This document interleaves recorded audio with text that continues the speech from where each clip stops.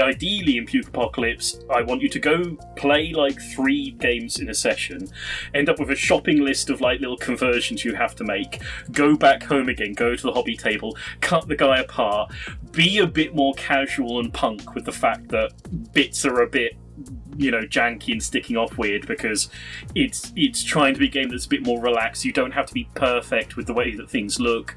It doesn't have to be ideal. It can be punk. It can be like messy. And again, it's sort of, hopefully trying to create a whole atmosphere and a whole feel and a whole like culture around the game. It's a holistic thing, hopefully.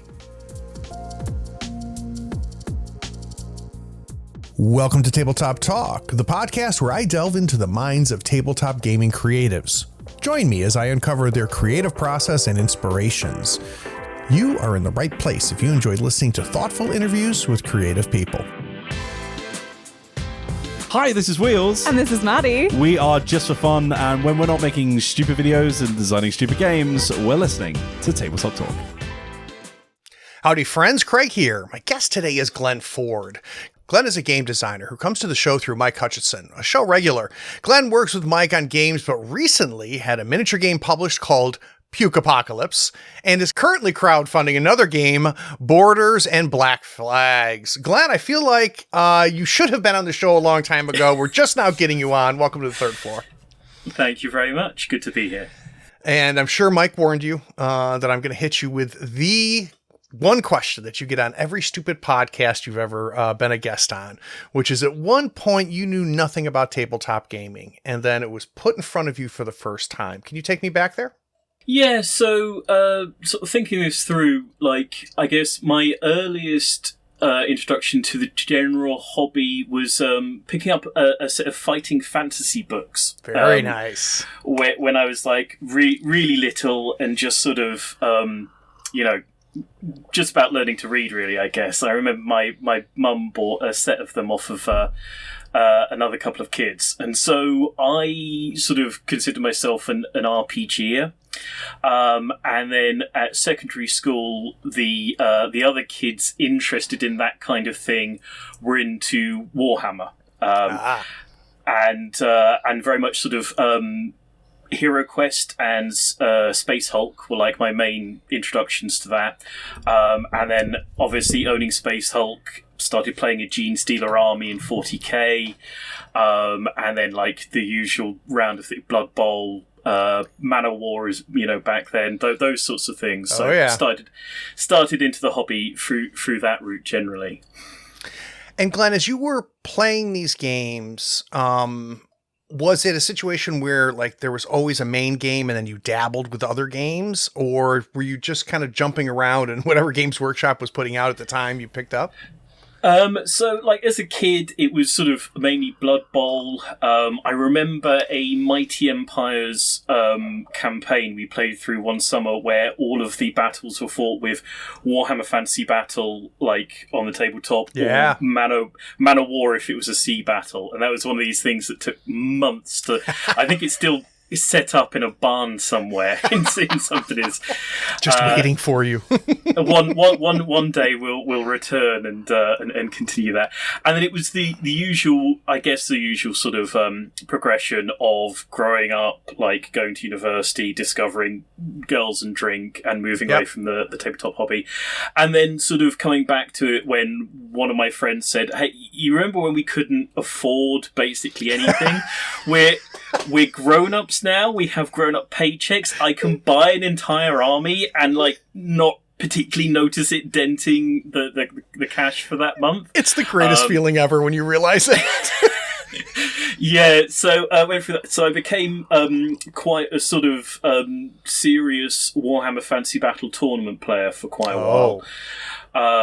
So that was the obsession for a while, and then when End Times happened, and like a lot of people, I think, arose blinking and looked around to see sort of what other stuff there was, and getting involved in like indie games again, and there's just so much amazing stuff. And then went into like Malifaux, and the X-Wing miniatures game, just absolutely every saga, anything get my hands on, and have become like more and more Magpie-like as that sort of gone onwards. Yeah. The this podcast originally started a long time ago as a Malifaux podcast. Huge fan of that game. I don't play mini games anymore, really. The last one I played was MCP.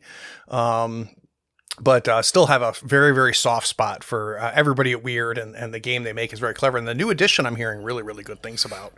Yeah, interested in 4th edition. I'm interested to see how they sort of manage to, I guess, simplify some stuff down without removing too much of people's favourite masters. So it's going to be interesting. They've got a tricky circle to square there, I think. But if anyone can do it, they do know what they're doing. So it'd be interesting to see what choices they make. So, Glenn, do you have a sense, to quote my mother-in-law, why do we like to play with dolls? Do you have a sense of what it is about miniature gaming that has hooked you at the beginning and has kept you, brought you back, and now has become, a source of income for you?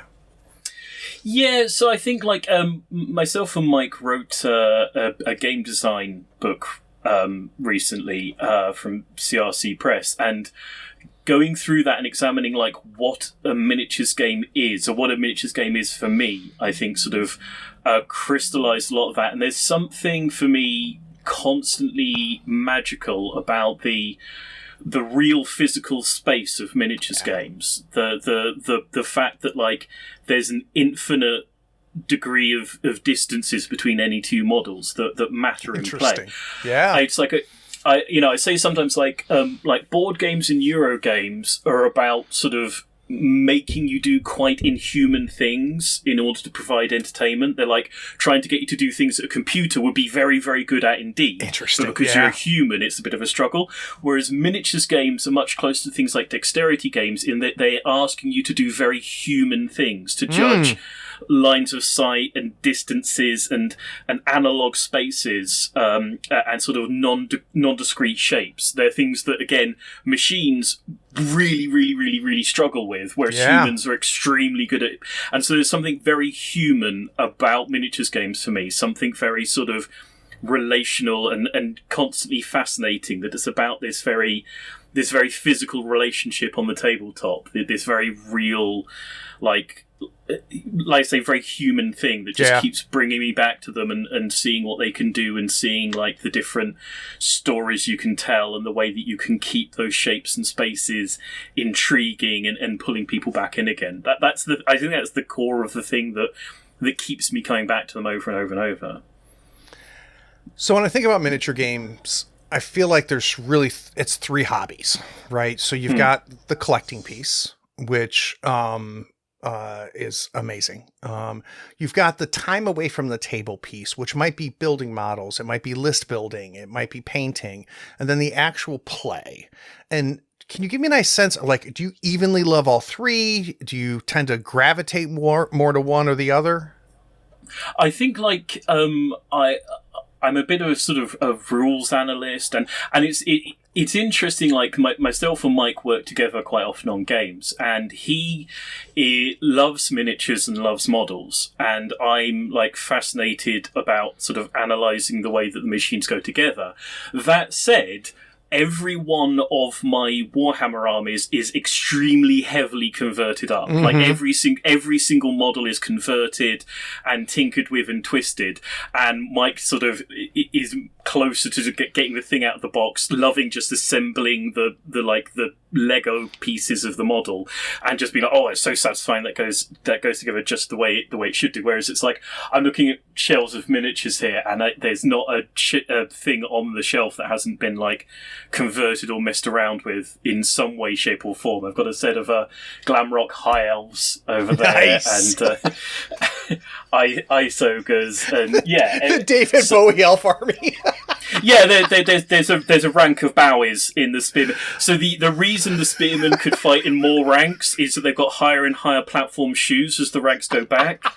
And so I think the third rank are all David Bowies. That's there's amazing. a rank of Queen. Yeah, so it's my high elf army was all referencing sort of glam rock and drag queens and things like that. So there's the dragon princes are drag on princes, so they're all famous drag queens and yeah. So it's like so it's like I do really enjoy the modeling and like painting, converting side of things, but I think I need to like want to tweak and fiddle and mess around with things. I think like there are like often talked about player types, and again it's like Mike is a spectacle player. He likes like pulling the levers and seeing things go off.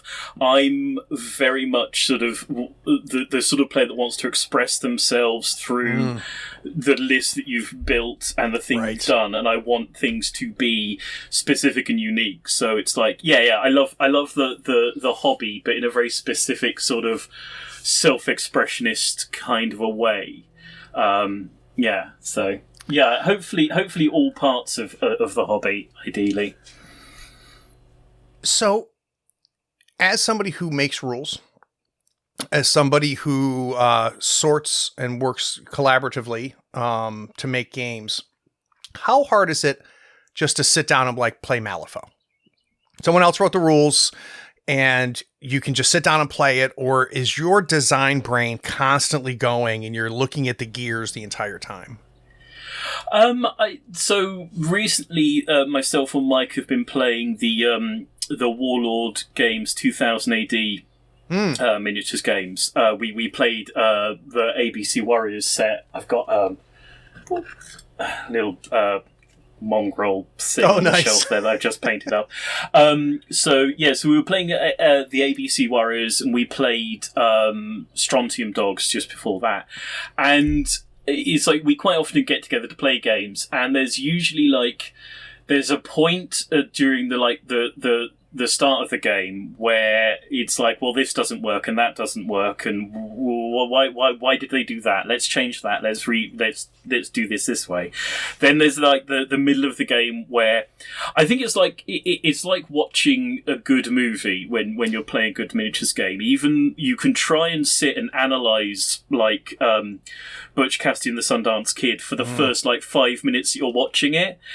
And then you realise that like an hour's gone past, and you can't. If it's a good movie and you love it, you can't keep doing that.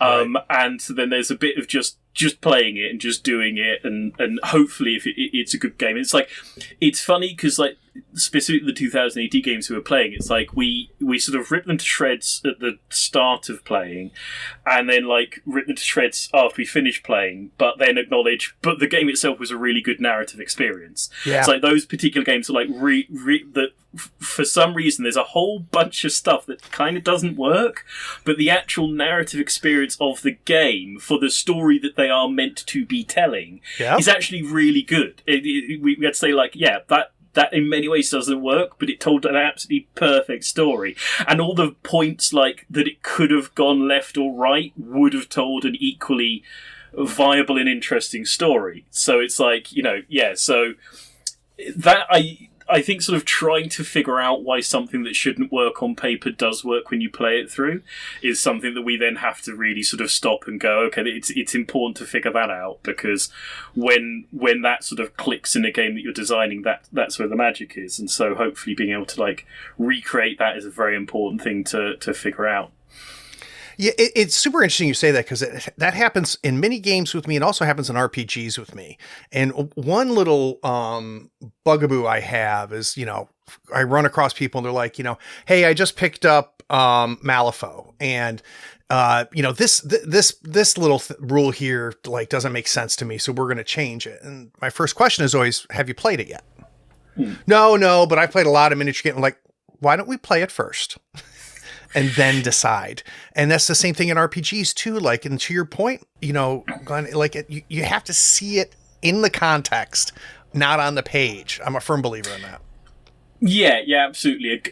Certainly good miniatures game is a lot of emergent parts and emergent rules. And, I'm pretty experienced at reading rules, understanding games now. And I know that even a moderately complex game, I can't figure out all the things that are going to be emergent from it when I play it. And it is sort of like give it at least one playthrough before you start pulling levers. I mean, inherently, it's a hobby that's very welcoming to like rules bashing and house ruling and fiddling and messing around with things. And like, you know, me and Mike always say, it's like it's your table, it's your rules. If you don't like a rule, do feel free to remove it, but do go through play it through once, because, you know, we did spend a while like thinking about it, and some of the things you're thinking might have occurred to us already, and there might be a reason that it's like that. And once you played it through and you're like, oh, okay, well the reason it's like that is because the designer thinks that it's fun for X to happen. I just happen to not think that's fun. That's that's a taste thing, and everyone's different. And then it's okay, change it, but like don't change it because you think you know what it's going to do before you've like played it on the table. And then like once you figured out why it's there and what it's doing, and you can say, well, that happens to not be to my personal taste, that's when I think it's time to go in with like the spanners and start monkeying around with the rule set, certainly. Yeah, I'm a firm believer in that. Guys, the Insider Insight series allows me to sit down with designers, developers, artists, writers, and creators and learn how they approach their work. I try to understand their process, inspiration, and the methods for crafting their creations. We're going to take a quick break. When we get back, we're going to find out what the hell is Pukeapocalypse. We'll be right back.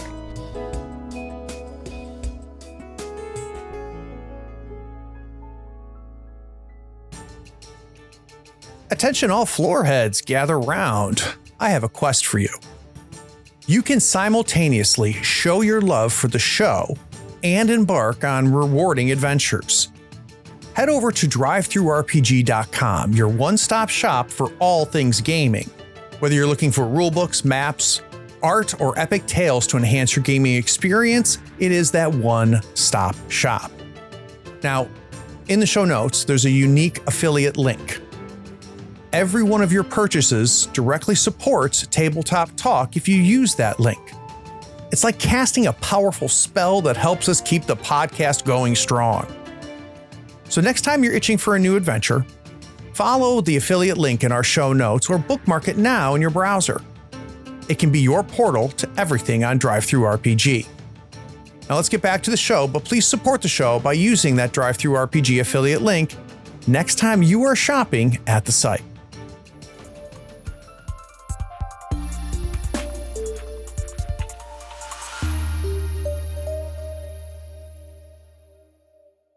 Evocative name. Let's go talk about Pukeapocalypse a little bit. I'm going to read the blurb so everybody listening has a better sense of what the game is, and then I want to talk about where the hell it came from. Pukeapocalypse is a nasty, violent, nihilistic, foul-mouthed ride on a torrent of radioactive puke towards the end of the world. It's punk, horrible, and full of gore and grue, knows a lot of rude words and likes to use them. You'll be controlling a bunch of scumbags who are being melted from the inside out by acidic stomach juices. They're all going to die and have a thoroughly unpleasant time doing it, so they may as well find someone else's face to spray some of those juices into and share the experience about a bit. First off, don't know if you wrote that copy, but it's phenomenal. Like, there's no question now what the game is trying to do. Yeah. I said if the game commits to the bit, is what I would say to anybody who picks it up. It is very much doing the thing it does with both hands, fairly shamelessly throughout. So, at some point, Glenn, this game was not anywhere on your radar. There was no itch to scratch.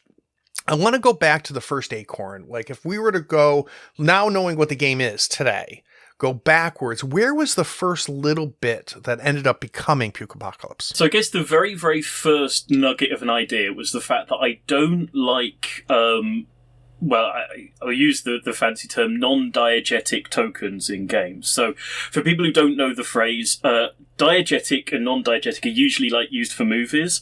Right. So like if somebody's dancing to a radio playing in a movie, like the torture scene in Reservoir Dogs, that's diegetic music. Mr. Bond can literally hear that music because the radio is playing. If somebody is doing something in a movie and there's like soundtrack music going on, that's non-diegetic. They can't hear that music, only we can hear it. And so a lot of the time in games we have like non-diegetic tokens noting statuses of models. You might have poison or on fire or something. There's these things absolutely littered around the tabletop, and the miniatures in their world can't see those tokens, and I just don't like them. I don't enjoy a tabletop filled with them. And I don't like that they don't have like a physical reality in the world of the minis. And I was kicking around with the idea of tokens that have like a diegetic existence in the world of the minis. And originally it was a rule set for a sort of wizarding duel game. So the idea was that you would build up like mana tokens that would be like little 30 mil round tokens on your wizard as he built up power, and when you cast a spell you would lay those tokens across the table, and that solved a quite neat little problem, because therefore the further someone was away from you, the fewer tokens you'd actually be able to hit them with, because you'd have spent your tokens laying out the template. And if they're closer to you, you could just like lay one token to do the distance and then just blast them with all the remaining tokens for power. So that there was this sort of idea of having these tokens that, you know, other people could see the spell blasting across the tabletop, so they had like a reality, and they formed templates, you know, as you laid them out, and they did this neat little thing of like dealing with like power and distance without needing to have a table. So like it meant that like a spell could like weaken in power every inch that it went without having to have a table that would need to be like like 30 pieces long or a difficult formula. So it was quite a neat like little idea, but there are a few things I wasn't entirely happy with it, and you know, I didn't have the thing of what was going to be the world and why this is happening, other than like, there are some wizards blasting each other. And also the tokens sort of only worked in one way for one sort of spell. Right. And when you're doing a wizard thing, you want to be able to like do illusions and summon undead and da-da-da. And so the idea didn't really fit with all the things you would want to do if it was purely a wizard battling game. And so it felt like a fun mechanic within another game that I didn't have the time or inclination to write all the other bits to. Yep. And then basically somebody on the Discord that we run, the Rule of Carnage Discord, mentioned that Exalted Funeral were taking pitches for miniatures games. And I've been by their website once or twice, but I opened up their website and I was like, okay, what sort of thing might appeal to these guys? And the Exalted Funeral website is very full-on and punk, very sort of extreme and indie. And so I was like, okay, right, I think I immediately know the world that this is going to be. It's like, you know, I grew up in the 90s with like Tromaville movies and gross out humor and Garbage Pail Kids and all this sort of stuff. And one of the big sort of like early inspirations was there's a game called A Dungeon Degenerates. Ooh, never heard of it. Which is it's very psychedelic, and the artwork is absolutely incredible. And I was reading an interview with the designer of that game, where he said that he was inspired by, of all things, the comedy show, the British comedy show Blackadder.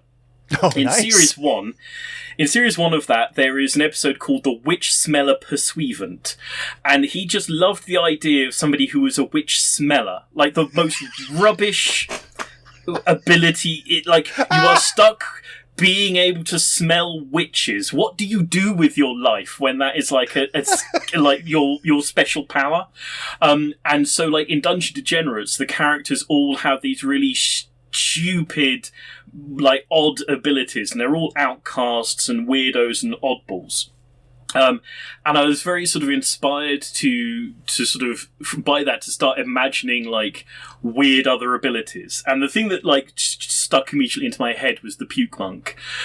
Is a guy who like by spiritual enlightenment is liable to control vomit. It is sort of able to control the chi flow through the vomit and make the vomit flow where he wants it to. Okay. And so that was like the first faction of Pukeapocalypse, will become the Vom cultists. And at that point, it's like, okay, well, we've got this rule that is about stacking up tokens and leaving streams across the table. We've got a world that is punk and has vomit as a sort of a power and ability. So then it was like figuring out. So each of the factions in Pukeapocalypse is based on a different subgenre of punk music, like originally for like the naming and the theming of it. And then it was sort of going and pitching to Exalted Funeral, and the pitch meeting with Exalted was brilliant. So one of the opening things I said was, you know, the bit in the original RoboCop movie where the character Emil Blonsky gets like hit by the toxic waste and then is like lumbering out all horrible and bloated and then gets smashed into by a car and just bursts across the windscreen of the car like a balloon. It's going to try and be that in a game. And they said, okay, like we're buying we're doing the game. We've got half an hour like of pitch meeting book. Let's chat. Let's just talk about stuff and where we want to be. So then, yeah, it was just a process of like going away and building that into a world and doing all of the weird British obscure references that I wanted to put into it, making this sort of economy based on piss and, you know, combat based on vomit and these sort of weird degenerate punks. Putting all the things I wanted to be in there into it and making it sort of really sing, which was just a really like fun process, and it was great creating with the artists as well that Exalted put together, because like I had an idea of the world it was going to be and what it was going to look like, and then like, you know, the various artists, and like Lucas, who did the front cover of Pukeapocalypse, it's like, you know, I put together like an art brief and a mood board, and it's like 3 words into every description. He was like, yes, no, yeah, I know what it is, and like it would come back and it'd be like, that is exactly what it needs to be. This is exactly the world that they're living in. These sort of complete idiots that don't know what they're doing and are just like wasting time until their inevitable demise. What was in the driver's seat for you, Glenn? And it could switch, right? But was the fiction driving the mechanics? So the fiction would drive, and you go, okay, I need to do some mechanical design here to back this up, or was it mechanics finding the fiction, or was it a constant conversation? So there are various. I think it's a back and forth between the various bits and pieces. So first of all, it's like, okay, I know that the central mechanic has to be about these tokens that we lay out. And it's like, okay, how are these tokens interesting? How do they work in the world? And it's like, okay, well, they are streams, you know, and since they're going to be streams of vomit rather than streams of magic, they're not going to disappear as soon as the thing is done. So we have this like phase during which everyone is vomiting at the same time, and it can float. You can use other people's streams to like connect down and use against them. Oh, that's cool.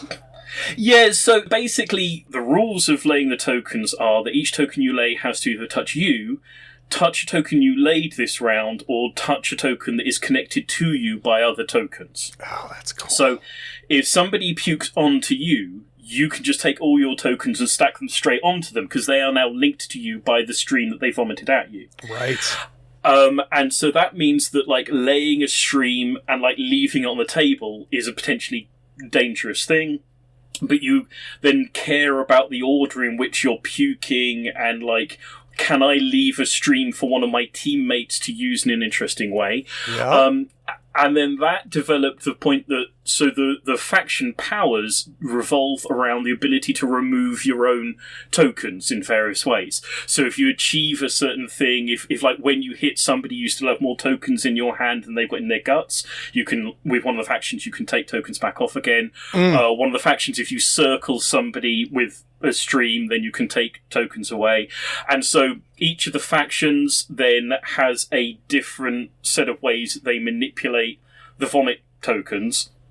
And that feeds into and comes from the story of the various factions. Right. So like so Mike often jokes that my first thing is to come up with a pun name for a faction, and then other things come from it. Right. So it's like, so with it being based on punk music as an example, one of the factions are called the Psychobillies, because that's like a punk genre that is a perfect name for a faction anyway. Right. And the Psychobillies are of course psychic, and their mutation is that their heads swell disgustingly as they get mutated, which they at least think gives them psychic powers. It may or may not.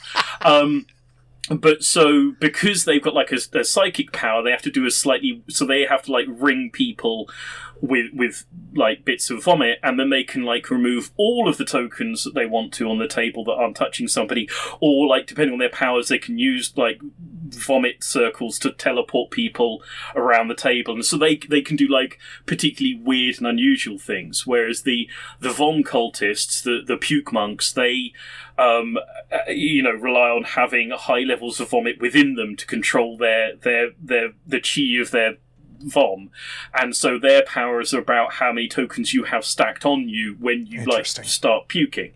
And the doggers are like a more physical, up close faction, so they have powers if they are touching you based on the relative levels of vomit in you or the opponent. So those sort of the names that came from these different sort of punk factions said, okay, this is the sort of thing I think these people might do.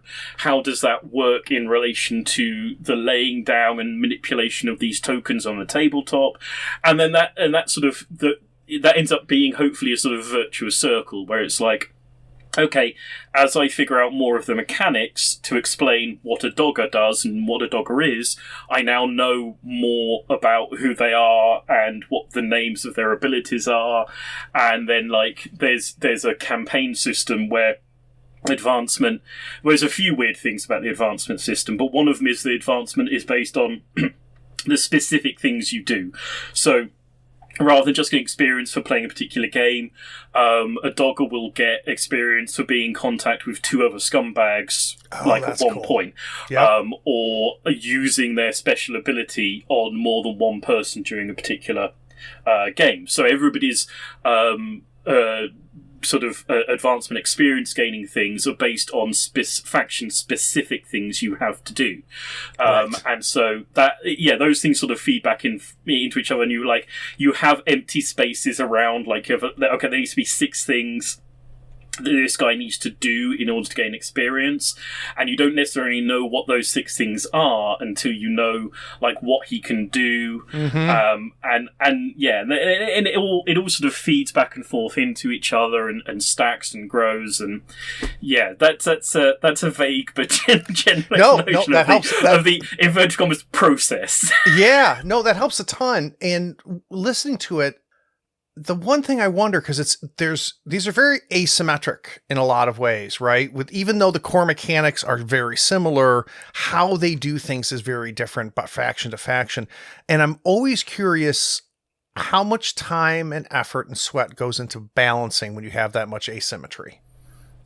So, in the case of Pukeapocalypse, there's a few things that shortcut the level of balancing. First of all, like, advancement and skills and things in Pukeapocalypse are gained randomly. Oh, okay. So it makes it largely impossible to sort of build a specific set of skills and items that can do a specific thing. The other thing about Pukeapocalypse is it is designed to play very, very fast because you die basically suddenly, randomly, and repeatedly. It's like the game is trying to enforce on you the fact that when your guys burst, that's okay, because it's going to happen a lot. It is going to happen a lot. And there's not an enormous amount you can always do about it. It's just sort of how you swing as you're sort of going down. And so it's very hard to build up a significant level of power on a particular individual. And even if you do, they might like burst literally first turn anyway. Right. So the sheer like level of chaos means that the power you can get from a given faction's abilities is relatively low, whereas the strategy and tactics of the core game remain the way that you actually have to operate the game. And like, so it's much more you get good at the central game, and then like the abilities and powers you build up put a bit of flavour and a bit of spin and a different way of playing with those things, rather than I can build my faction and know my faction inside out, and therefore I'm going to like crush you with it. So yeah, it's a lot of like the building the narrative for it. And then like, I mean, frankly, balancing is just... it's playtesting. It's getting your baby and hitting with a brick until it bleeds awesome. You know what I mean?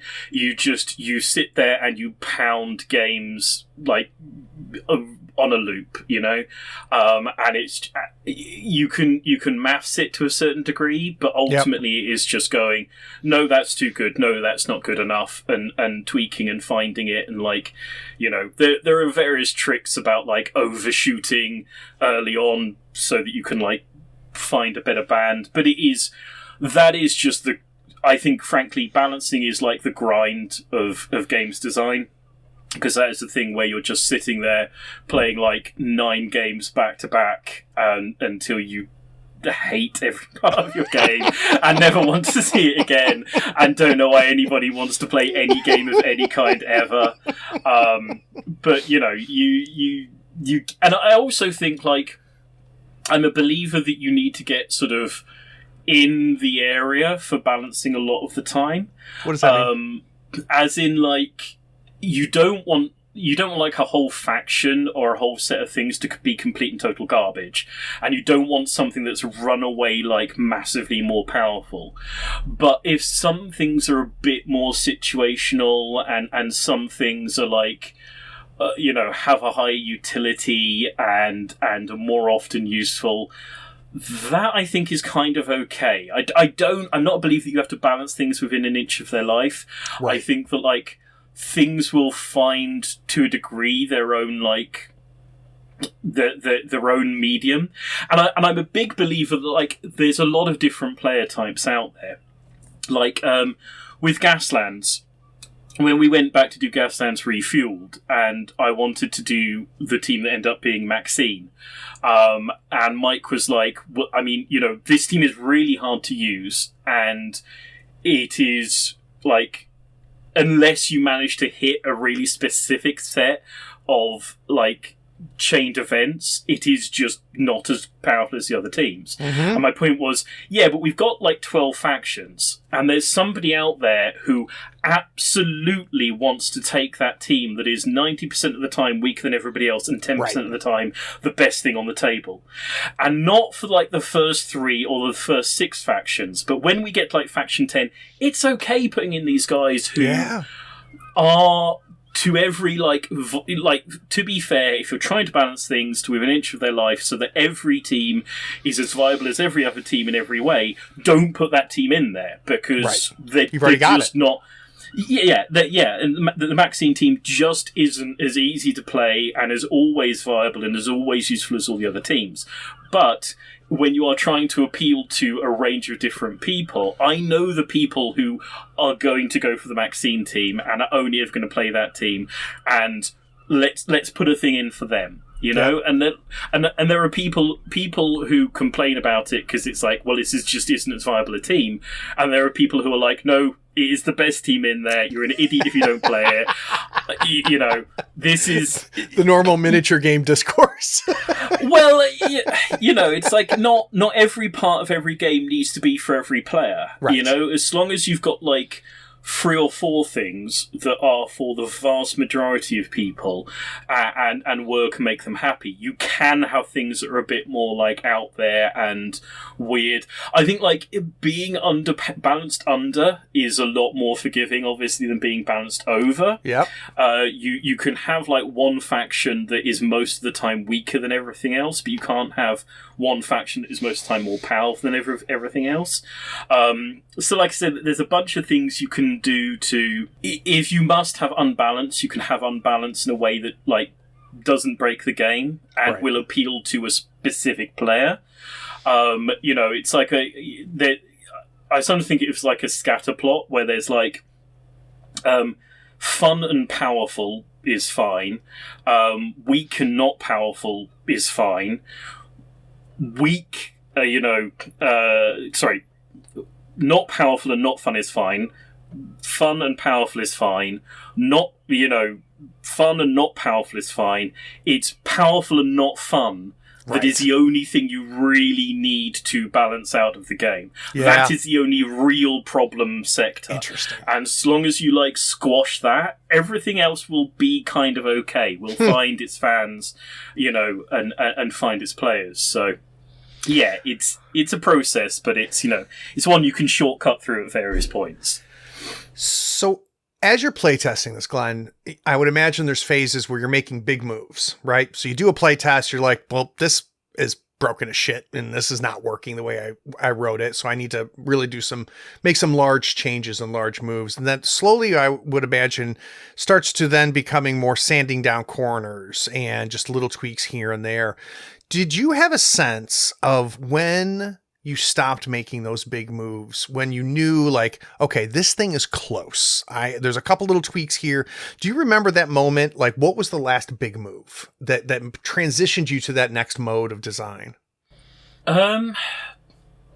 So I think like the thing about Pukeapocalypse specifically that was like the big thing to get right is that the number of tokens you get is weirdly like unintuitively high as you're playing the game. And like early on, there are a lot of things to increase the number of tokens that you have on you, because every time that you puke, you're laying these tokens across the table that just disappear afterwards. They're just going directly in the trash. So on paper, like every single round, you should have fewer and fewer tokens, and you should, in theory, like looking at it on paper, get to a point where everyone runs out of vomit tokens and the game kind of grinds to a halt. I still don't entirely understand why, but emergently when you're playing, the exact opposite is true. You no matter what I did, the number of tokens absolutely sort of cascades and escalates to the point where you will burst after about like 6 activations or something, right? And there's sort of the core mechanics mean there's kind of no way of getting around that. And so, like, at first, I went to the, first of all, like, generally, there were loads of things to put in more tokens, and that just got taken out and taken out and taken out and taken out and taken out. It was like, the number of tokens need no help from me. They're going to do their thing. The next, and I sort of like, I think the main last thing was the scenarios all had, like, the default thing of you play X many turns, and then arbitrarily the game ends because we played X many turns. And like the last big realization was that the game absolutely doesn't need that limitation at all. So all the scenarios end with like specific scenario end conditions. An event ends the scenario, not a time limit, because you were never going to reach a turn time limit. It was totally superfluous. You always ended up either achieving the thing or everybody was dead, like within half an hour to 45 minutes of play. And so sort of realizing that, and realizing that the scenarios will end out with there aren't winners in the scenarios. There are people who lose and people who definitely lose, and because you're definitely all going to die like on the way back to camp after this. It's like there's no success here. This isn't a world where people are successful. It's like I called the Pukeapocalypse the Grim Neon Apocalypse. A few times because it's like one of the inspirations for it is all these various like post-apocalyptic games where you look at that post-apocalypse and you sort of think, actually, yeah, no, that looks pretty cool. I think I'm okay with living in that world. I think I'd have a good time. That's raging around in cars, machine gunning people, and it's lovely. And like Pukeapocalypse is a post-apocalypse that is actually a like humanity is done. Everybody's going to be dead within like 5 months. You are not going to make it very far. It is not about like building a colony for the future or planning for your. It's about, okay, you've got to like 3 days. What can you do that's more fun than sitting in a corner and crying for those 3 days? Hey, spray! Do this thing instead. So yeah, sort of realizing that the scenarios didn't need to fit into the sort of these standardized shapes of the sort of the usual structure of a scenario, and that they were going to work in a different way, and so experience was going to work in a different way, and clicking so the other weird thing that I mentioned about the campaign system is that it has a die to advance system in it. So you build up experience, but you can never spend the experience on a scumbag as long as he's alive, because they're all complete idiots. They never learn anything. They are incapable of growing and learning. But what happens is that when they die, if they've been like a spectacular enough idiot until they die, when they get replaced by somebody who looks a lot like them, that person is going to be better than them if they were attracted by the spectacularly idiotic way in which the first person died. So you never get to spend your experience until somebody dies, and you spend it on their replacement. In order that, after like 1 or 2 campaign games, the fact that your guys die at a rate is like, okay, great, that means I'm going to get to do an advancement and do a thing, and the other thing is like, because of Pukeapocalypse I wanted to be like super kit bash driven and super miniatures agnostic, it has a rule in it which I say it's an optional rule. All the rules are optional. I'm not going to come to your house and make you play them, but one of the most optional rule maybe is that when the guy gets replaced by somebody who looks a lot like them, you get to keep any gear that you physically kit bashed onto the miniature in between play sessions. Nice. So if a guy picks up a helmet or a bucket or whatever, if you go back to the hobby table and get the clippers and cut him to pieces and glue stuff back on again, that bit becomes permanent. Hobby makes you immortal in Pukeapocalypse. And again, It's like we were saying about like the different parts of the hobby. Yep. I wanted it to have the hobby wheel that brought you back to the hobby table again. I don't want it to be, you do some hobby, you're done hobbying, you play the game, you never think about the hobbying bit again. Ideally, in Pukeapocalypse, I want you to go play like 3-4 session like games in a session, end up with a shopping list of like little conversions you have to make, go back home again, go to the hobby table, cut the guy apart, be a bit more casual and punk with the fact that bits are a bit janky and sticking off weird, because it's trying to be a game that's a bit more relaxed. You don't have to be perfect with the way that things look. It doesn't have to be ideal. It can be punk. It can be like messy. Make these conversions, glue them back together again, come back to the table with this guy who's got the stuff like jammed on his head or whatever, and then like continue to mangle them and change them and alter them as you go along.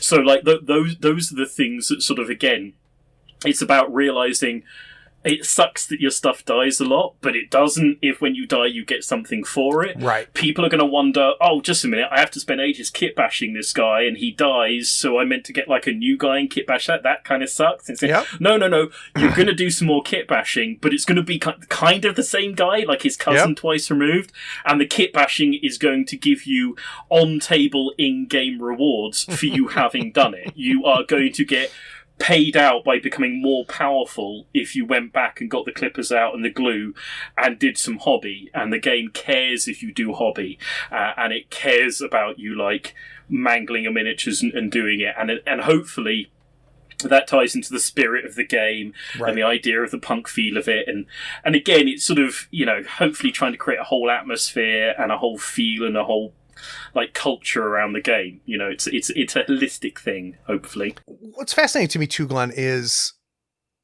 you do all of this work, you play test the shit out of the game, you print the damn book, right? Like then you're done, right? Because this thing is hit paper. And it goes out and people start playing it and there's no Glenn to be found.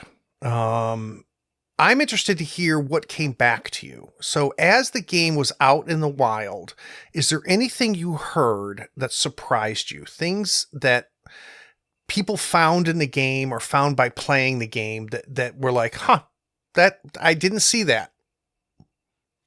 I mean, not so much with Pukeapocalypse, not at this point. Mm-hmm. The main thing that I've been really happy about hearing is people playing it a few times and going, oh, just a minute, there's an actual like tactical strategic game there's actual tactics in this thing. Right. This thing that's like about punks spraying each other in the face with puke, and that has this very sort of garbage pails kids aesthetic, these sort of stupid cartoon vomit streams, and your guys, like, you literally can turn up and the first activation your guy just bursts and he's just dead and there's nothing you can do about it.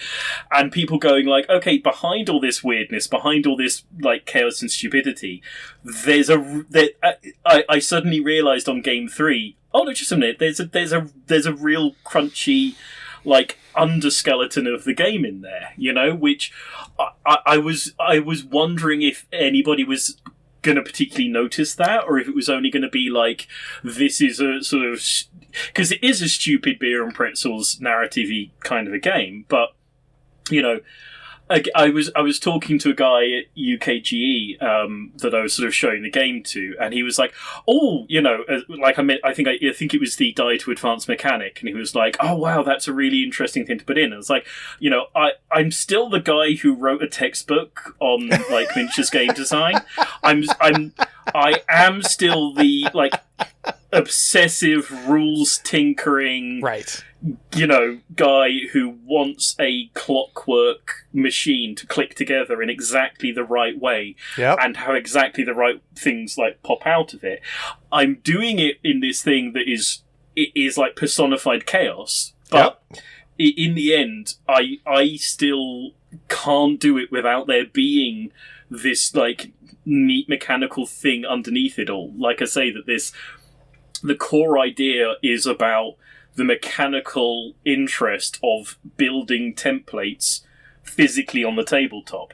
And once you realise, like, the factions have these abilities that manipulate them in weird... Like, one of the factions, you can put a token down and then flick it. So you can flick it, and then whenever it lands, because it's a token you laid, you can then stream off from that.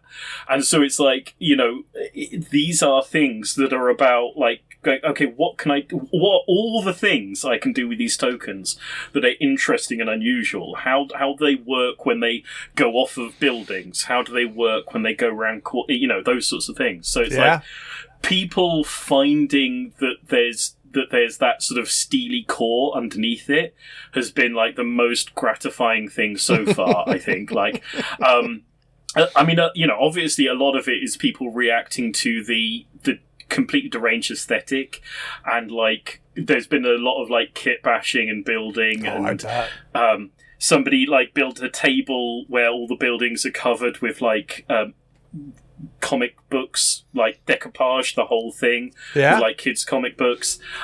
There's a guy who's painted everything with like blacklight paint and is then playing under a UV light. That's cool. And like the whole thing just lights up as this sort of amazing neon thing. That's cool.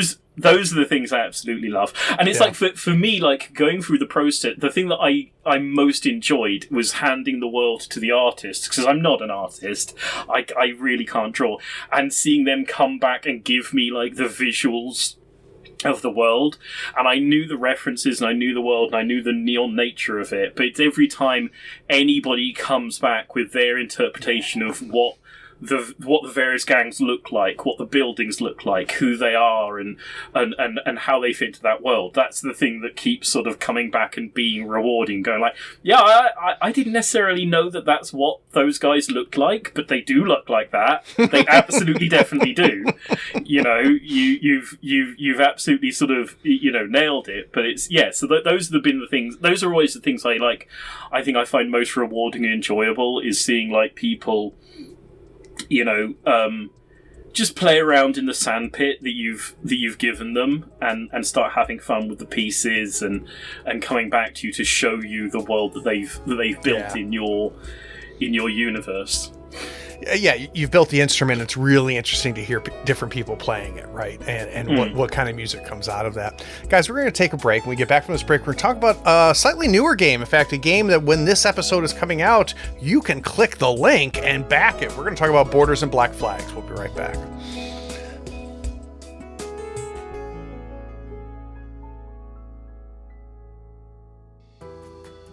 Hey, it's me.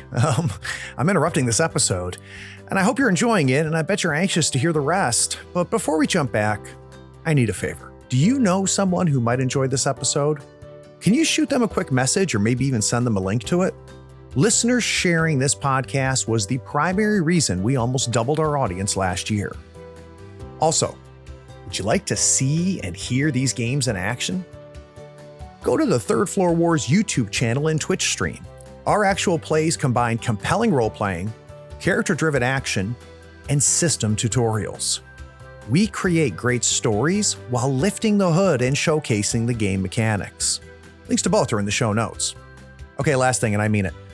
Have you rated this podcast on your pod platform yet? Maybe even written a short review? It is a simple way for you to be even more awesome than you already are. Okay, now I'm done. Let's jump back and listen to the rest of this episode.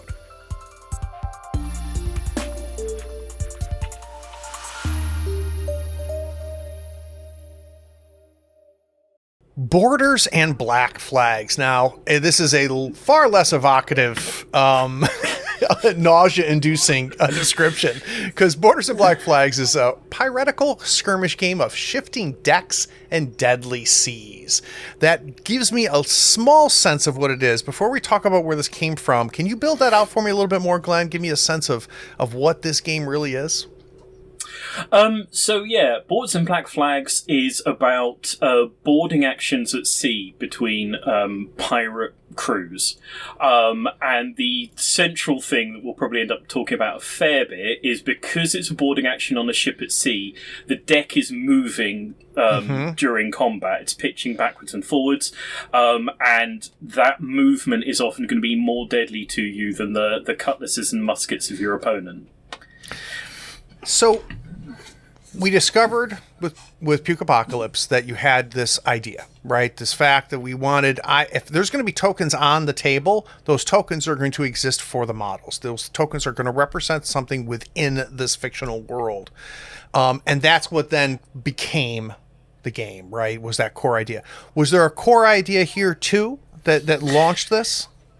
Yeah, I mean, I don't want to sort of sound like I'm like spend my whole life rubbishing other people's games when I'm playing them, but you only spend part of your time doing it. Well, you know, I mean, if it's valuable, if I can steal smart because of it, then yeah. So like I've always really liked. For whatever reason, I've always really liked pirate games. There's something about the sort of the freedom and the idea of them. Like Sid Meier's Pirates was something I played like obsessively as a small kid. And so I gravitated to a lot of pirate miniatures games when I was, playing indie games.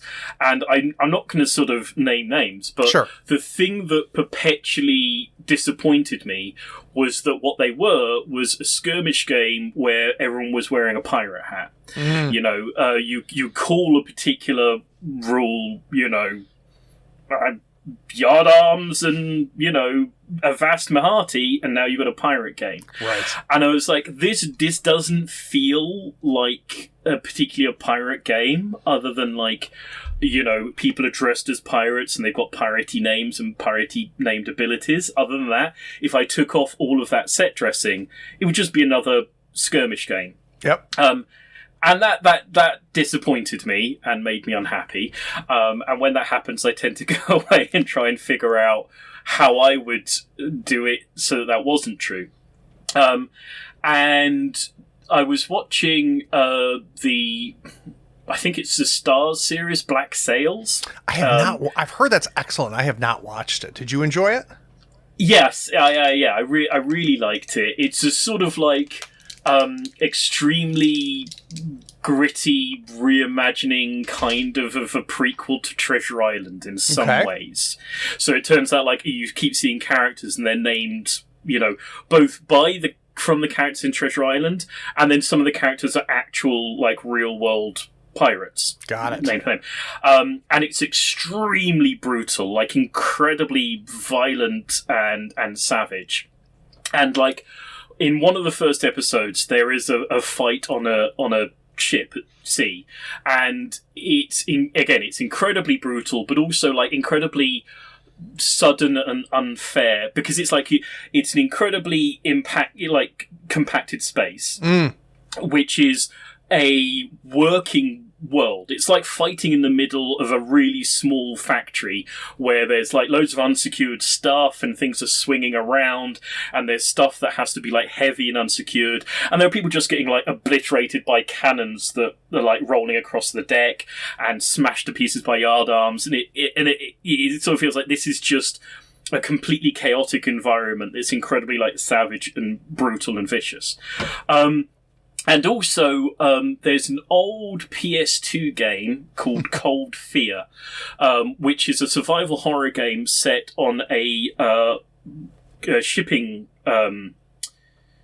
ship, tanker, in the middle of it's like in the middle of a heavy storm. But the point is, you occasionally have to walk across the deck in the middle of the storm, and there are these shipping containers that have come loose and are like sliding backwards and forwards across the deck. And the first time you realise this, is because you're walking across the deck and you haven't like been pre-warned that this mechanic exists in the game, and you're walking across a bit, and this container just obliterates you. It just comes in out of nowhere, and you're just a red mist, and it's like, wow, okay, this, and I like the idea, and I've been fiddling around the idea of like dynamic environments in games, and having like, you know, we have a lot of terrain and tabletop bits and pieces, and they tend to just kind of sit there and not do an enormous amount, and having a bit of interaction with those is like is fun, is interesting, is another like lever to pull.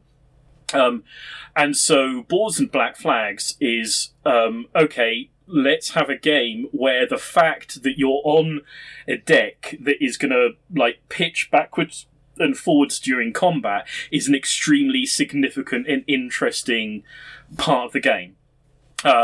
And so, again, it's sort of tweaking and fiddling and figuring things out to make that a really fun, interesting element, and doing that and figuring out the sort of world it has to be and the way things need to work is like was the germ of building the game, certainly. So what was the first gear then, Glenn? What was the first thing you put in there that I would still see today if I played the game? The first time where you went, okay, now I know what I want this to feel like. I know what I want this to I know what images I want to create, but you know, for the players when they're playing it. What was the first thing that you're like, okay, all right, now I'm starting to like mechanize this? Well, what is the pitch in your phase was the thing that was there in the first iteration, and the game has sort of been built around, and that phase hasn't really changed very much from the very first draft to the final one.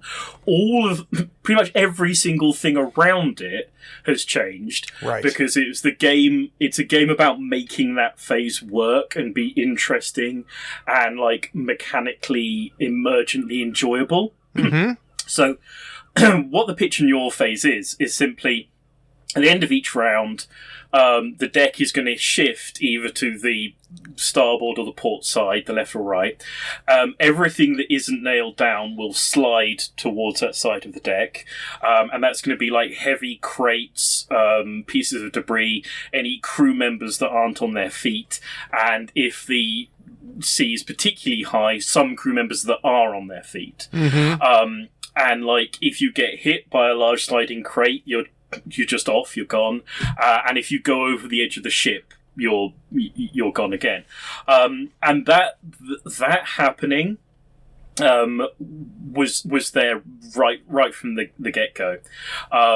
Making it, there was a bit of tweaking to make it sort of less fiddly to do and more sort of emergently interesting, like the sequence of how you go up and down the ship and what you shift and what you don't shift. But that basic rule was always in there. It was then going, okay, well, how can this be the most interesting thing? How can this be the star of the show? And everything else was about engineering that in to be a moment that you're looking forward to and you're interested in, and you're trying to figure out how it's going to work, and the sort of the lanes of control and the lanes of danger that get created by various like actions during the game. So that actually leads nicely into my first real question about that mechanic then, is how predictable is it? So if I'm playing and that phase is about to come up, is there things I can do to understand what's possible, or is there anything I know is going to happen, or is it pure goddamn chaos? So one of the mechanics that sort of got built into the game is because it's a piratey game, there's a little liar's dice thing that you have going on. So you have a little cup of dice that you slam down, and at the start of each round, you pull out one of those dice to be your initiative.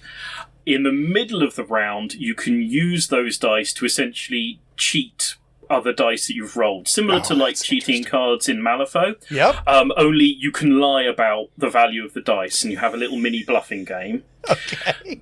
Then, if you've got a dice remaining at the end of the round, that dice decides who's going to choose which direction the deck shifts in. Oh, interesting.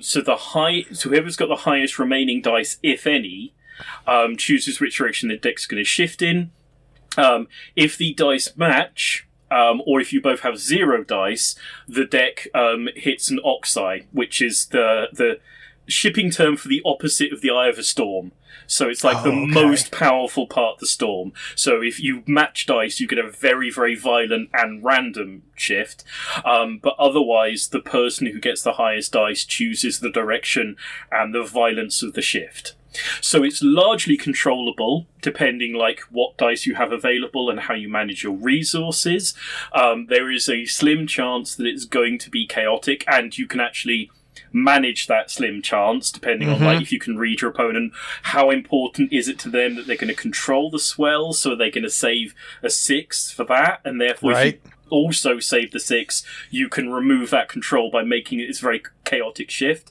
And so it has this sort of this constant like resource management and sort of judgment thing, and then when it shifts, everything shifts directly towards the lower edge of the ship, so it doesn't go and scatter or anything. So it's sort of a straight line, and so you can plan for like you can position crates at certain points, and you can play for the fact that you're gonna like control the shift of the deck. Particularly like the undead faction, which are the numerous but rubbish faction in the game. If you get hit by something that's rolling across the deck that is the same weight as you, you take a footing test, which is just a test to see if you fall over. If you get hit by something that is heavier than you, it obliterates you. Right. Anything that's shifting, if there's more than one thing shifting, they total up their weights. Ooh, okay. So one of the things the undead faction can want to do, because they are like not very good in actual combat, is fall down in just the right place, so that you have a little stack of bodies that are lined up to be like rolling bones that are just going to slide in and obliterate people, not by attacking them in combat, but by just being this sort of rolling death cradle that's going to come. And like figuring out those lanes of danger and how to control them and how to position them. Because one of the things that became clear during the development of the game is that if you let people just run up and shiv each other to kill each other, that is what they will do. Right. You can put the most fascinating, like, other mechanic that they could engage with just over here, but you give somebody a hammer, everything's going to look like a nail. And, like, no matter how interesting, like, the shifting deck was, so long as people had a normal wound stat and had normal guns and normal knives, everyone just stabbed each other. Just stab each other up and then try and, like, complete your objectives. Yep. So in Pitch and Yaw, you don't have a wound stat, and I can't actually physically hurt you with my musket or my cutlass. I can knock you down, I can push you around, I can shift where you are, but I can't literally shoot you. And so this is one of the things where, like, what the world was going to be changed as the game grew. So like I say, at first it was going to be this Black Sails thing, this incredibly, like, savage and violent, like, gritty world. Once I realised that I didn't want the weapons to, like, physically harm people, it came back to that idea of, like, a Sid Meier's Pirates, a Pirates of the Caribbean, a Saturday morning sort of serial thing where you never see the body. Right. Nobody bleeds in, like, Pirates of the Caribbean. Nobody gets their head smashed in by a cannonball. People die off screen. People fall off the edge of the ship.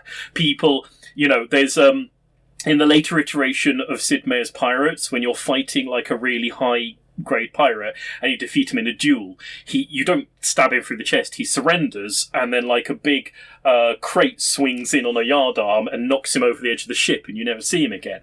And so it's like, okay, it's that world where, people, the pirates aren't like the murderous psychopaths that we know them to be in real life. They're these, these rather sort of jolly souls who never really kill anybody, just push people around and shove people about, and then horrible, the sea is a cruel mistress, and that's what obliterates people. And also, part of playing into that, again, one of the things I realised pretty quickly is that in a low model count game, brutal and swift removal is no fun. Right. Because you very quickly get to the point where I've got no more toys left on the table. So you get removed, and then the turn later you can bring in a new reinforcement who's a new guy, and he either comes on from the edge of the ship if you're, like, the border, because there's a whole ship of guys over there, or he comes out of one of the vital furniture pieces on the ship if you're the defender, because there's loads of guys, like, down in the lower decks of the ship. So someone dies, it is a temporary inconvenience rather than a full removal. I think increasingly me and Mike are like, miniatures removals in games where you don't have an enormous number of miniatures is not a fun thing to have happen. Yeah. It's less interesting. It's like, each of my minis is a point of interest. The fewer of them, therefore, the less interest I have. And that's fine in, like, a mass battle game. Where, like, with Warhammer Fantasy Battle, I don't know which of my miniatures are the interesting miniature at the start of the game. I don't know which is the thing that's going to be holding a hill or like, defeating the general, whatever it is. As the game goes on, I focus into a point where, it turns out that guy there was the most interesting miniature in my army of, like, 200 people. What a great thing to discover. And now he can get to do the interesting thing. In a low minis count, like, skirmish game, that's not true. You've got, like, 5 or 6 people on the table. They're all interesting. They all have, like, special abilities. I want them on the table just as long as possible. And the value of removing them, like, in a game design terms, is very questionable. Like, there are things you can do with it and ways you can make it interesting, but it's not a default interesting thing. It's not interesting automatically. And if I can't figure out how it's actually going to be interesting for that game, maybe just don't have the people removed. Maybe have, like, things work a different way, It's like, Borders has a quite sharp turn limit, so having somebody removed for a turn, which is basically what happens when they get destroyed, is very significant tactically. It's very important. But you still get a chance to do something with them. And when you place them back in, you can place them in a significant position. They can have a purpose to contest objectives. And so just keeping that sort of interest of the toys and giving you your tools to keep interacting with the game just makes more sense for a game of that scale, I think. So when we talked at the very beginning, Glenn, we said, the problem we're solving is pirate games that I'm playing are painted on, right? This is not mechanically a pirate's game. It's an aesthetically, pirate's game. From the beginning, did Borders fix that? Did Borders always feel pirate from the very beginning, or did it happen during the process?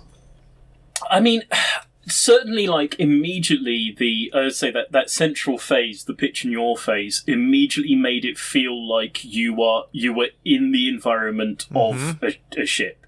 There's something unmistakable about the fact that the floor underneath your feet shifts dramatically and importantly, at a regular rate. It's that's definitively what happens on a ship, right?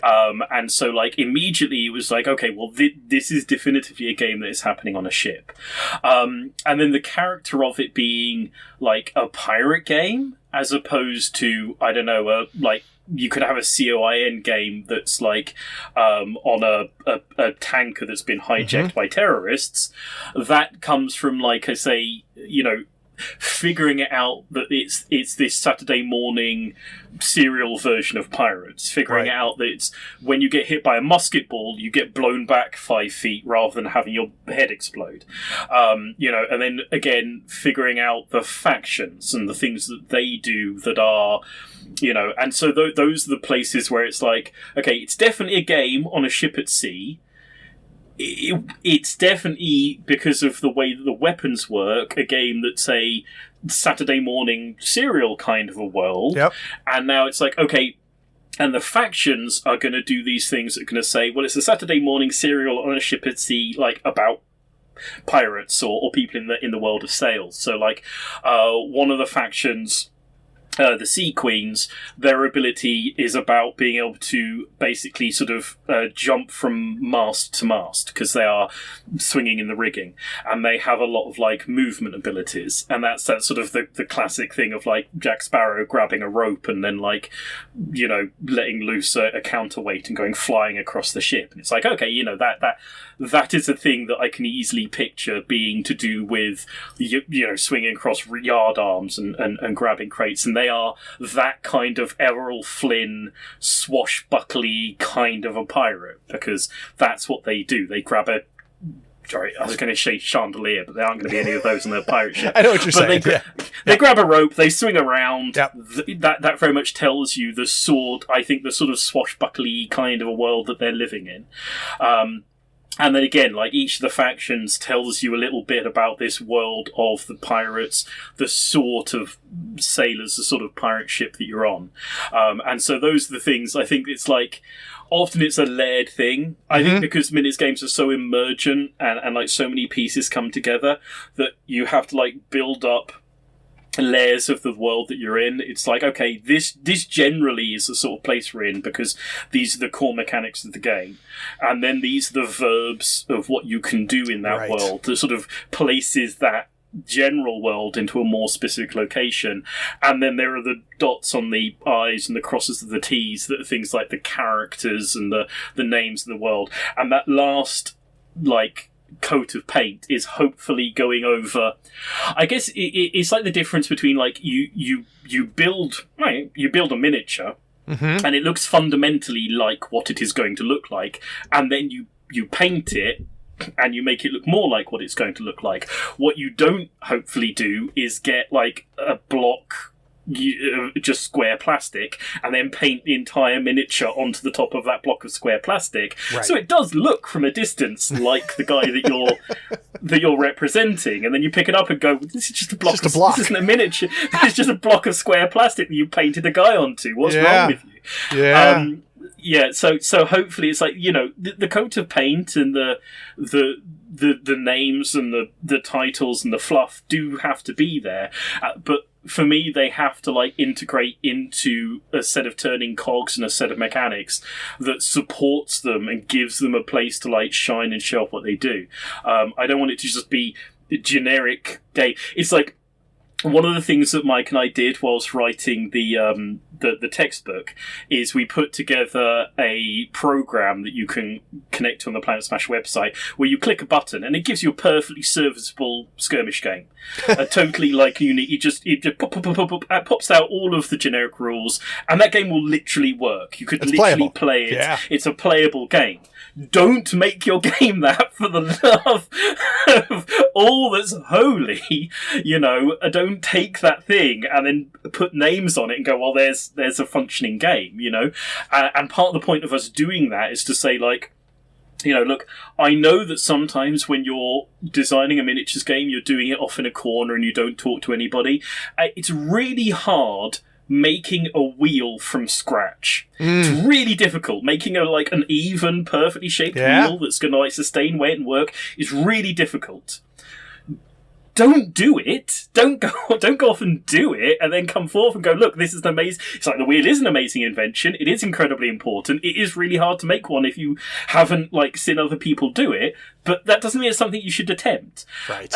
And a lot of the time, like for miniatures games, you know, a lot of people are like creating off in a corner and they're not talking to other people and they've seen like other games and they're aware of the process and they go about reinventing various wheels in their own area.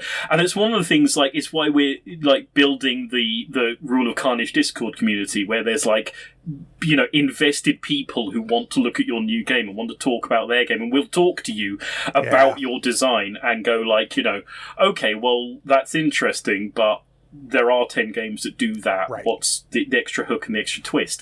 And I think, like, because a lot of the time it's quite a solitaire sort of experience, designing games, like being able to bring people together a bit more and go like, you know, this is good, but it's good that there are lots of other good that's in the world. It's like at UKG, a guy came up to Mike and started talking about a mech game that he was designing, and it's like it was a lovely game. Like, he'd put a lot of work into the artwork. He had like fully printed out unit cards and everything, and Mike was trying in the gentlest way possible to say, like, you've kind of got nothing there, you know, not in a mean way, not like, I understand that you put your heart and soul into this and you really care about it, but this is kind of not actually anything because you've built all of the like the wheels and all these things that are hard to do, but you didn't need to. They were already out there. You could have just gone shopping and just pulled all those bits in. You know, there's you know, these mechanics are sort of like, a lot of them are open source at this point. Just go and look at another game and go, oh, their movement system works really well. I'll just use that bit of their movement system.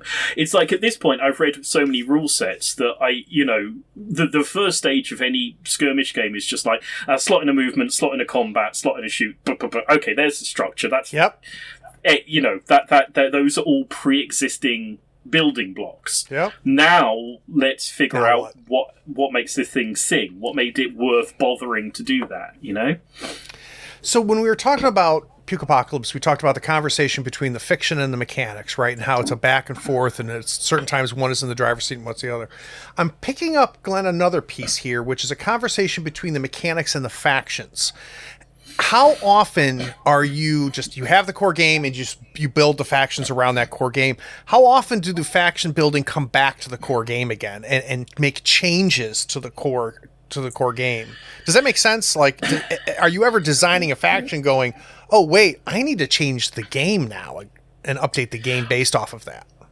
I think, like, in a purely iterative process, oftentimes you'll write like the core game and you'll lay in, okay, I think I'm probably going to want people to get set on fire at some point. And so I'm going to have a fire rule, and this is the way the fire rule works, and this is how you get put out when you're on fire, and it happens when this occurs, and etc., etc. And you write like a bunch of rules for how that thing works. And then you write the core of the game, and then you tend to like write the scenarios Right. You know, and then you get to like writing the factions, and then you get to writing the guy who sets people on fire, and you figure out what he actually needs fire to do in order to be effective, in order to synergize with the other parts of his faction, and you suddenly realize that the fire rule that you wrote doesn't make any sense for him. Or sometimes you write like all the factions and you suddenly go, oh no, nothing sets anything on fire. What? You know, and so usually it's like a looping iterative process, right, where the first things like a lot of the things you write in the core system of the game are guesses of what design space and framework you're going to need when you get to the factions, and you have, because you can't write everything simultaneously, and you don't want to write the factions first because you don't know what any of the hooks are to hang things onto. So you've got to sort of, you're building in these hooks without really knowing the size and shape of things you're going to hang on them.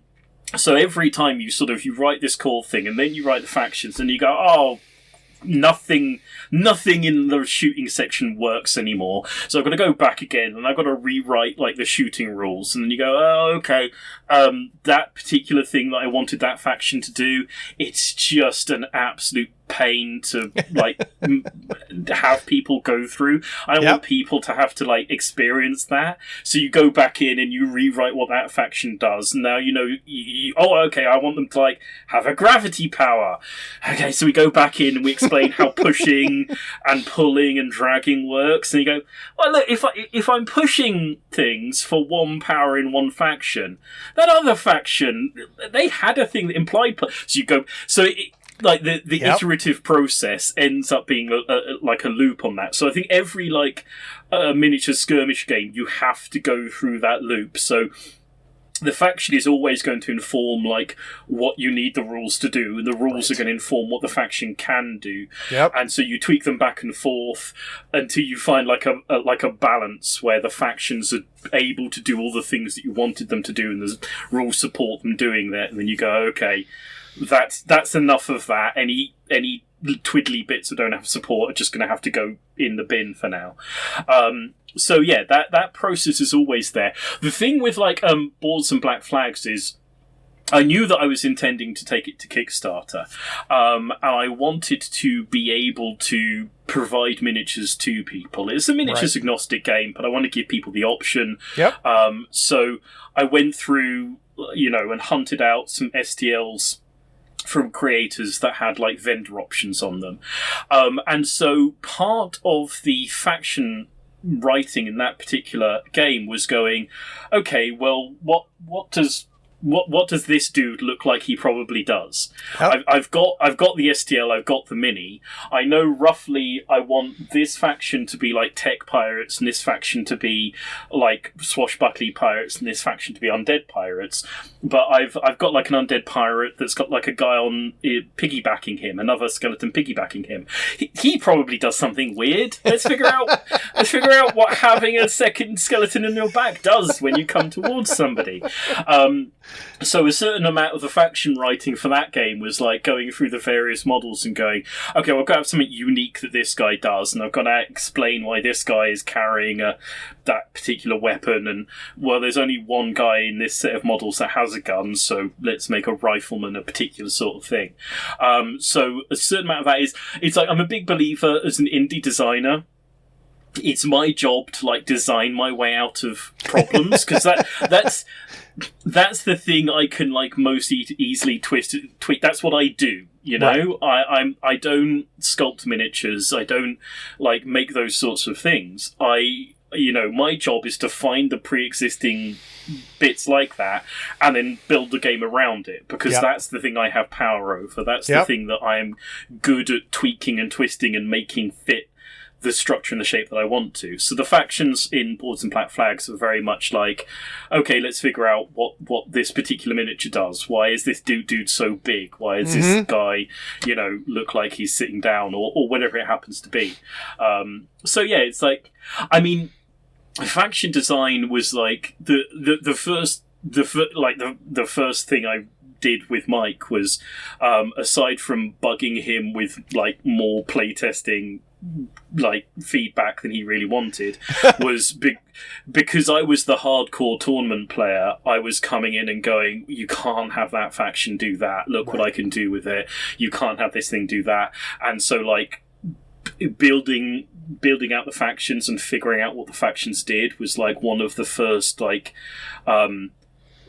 semi-pro jobs Sure. I had with writing like miniatures games, and that was a really lovely experience because that was me coming in and playing in Mike's sandbox, and it's so great because it was like we were both so lucky that was like the first thing that we did, because Mike had such a strong vision for that game, like not just the world but some of the number of times I would come back with a mechanic and he would go, that doesn't happen in Gaslands.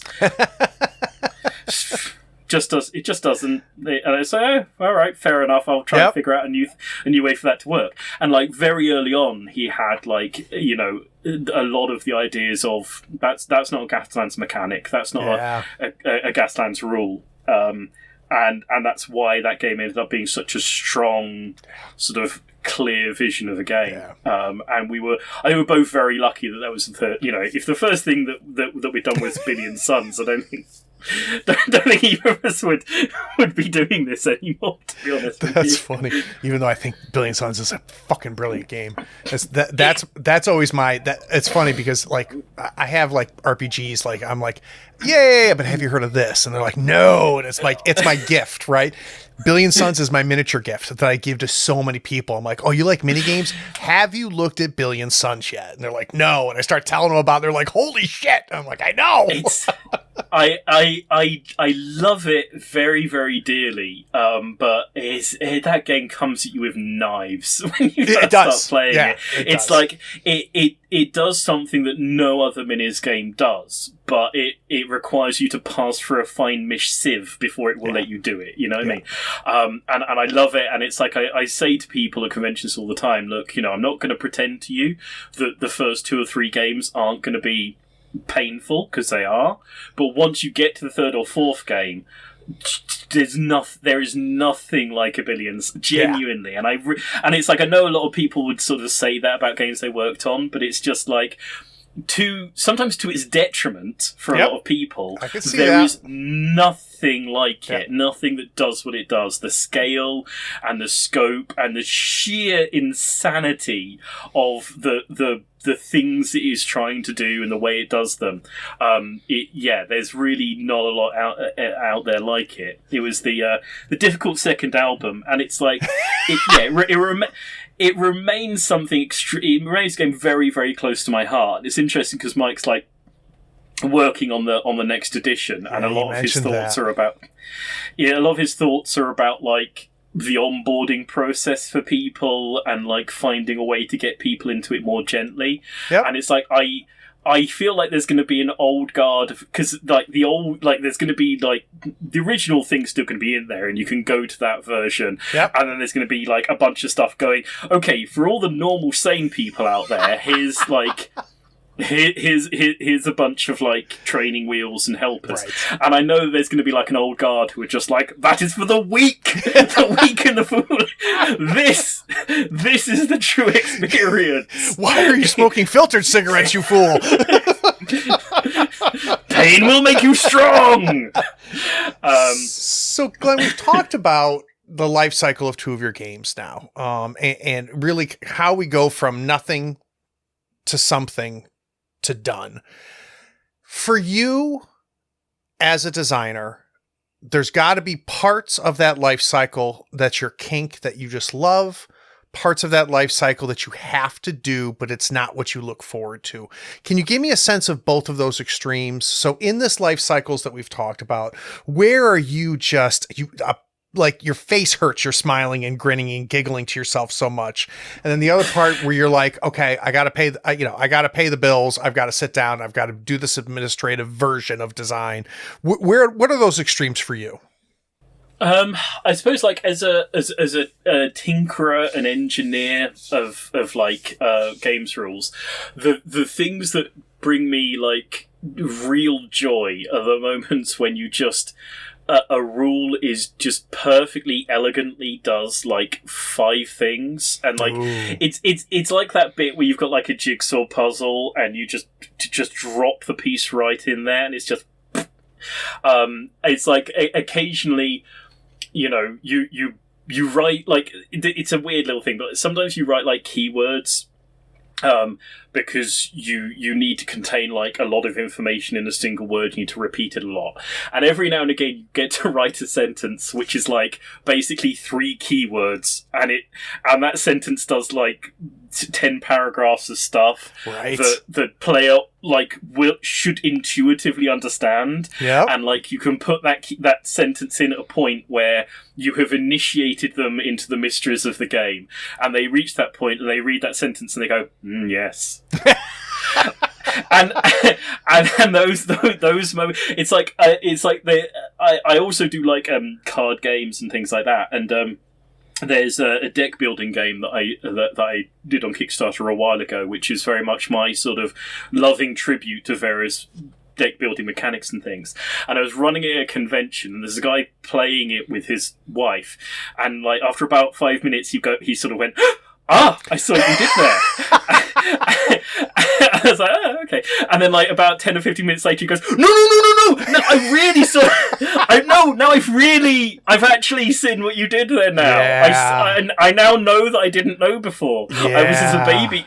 And like, and he was playing in about that happened like 4 or 5 times. And his wife looked at me, and she went, yeah, he'll do that a lot. And it's like those moments where you realize that you've built a thing that only a certain percentage of people are going to appreciate all the things you put in there. And then like you get to see somebody appreciating it. So it's like having those little mechanical moments where you sort of go, oh, that is so elegant and so sweet.